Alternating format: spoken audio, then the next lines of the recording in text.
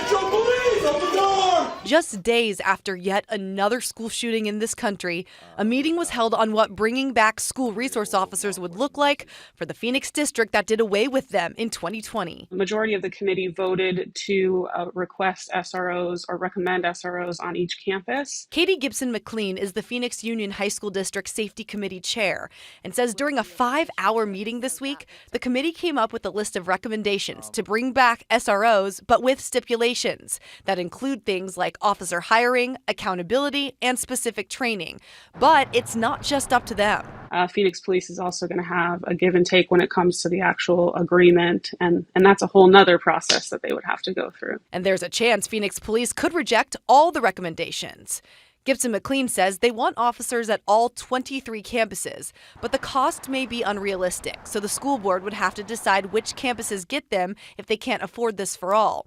Financial impact was one reason she says the district got rid of SROs in 2020, freeing up more than $1 million. But she says at the time, relations with law enforcement were also strained, and that was taken into account. I believe public perception was definitely a factor. There was definitely unrest, and also we had our own protests here. Things are going to change, right? And this is a fluid thing, and I would hate to see this stay static or stagnant because it is something that has to change with what's going on in the world around us. She says as scary as times can feel now with the fentanyl crisis, mass shootings, and gun violence, they base their recommendations on safety data and statistics and community input, trying to be proactive instead of reactive. And I think fear is a big thing that drives that perception of safety.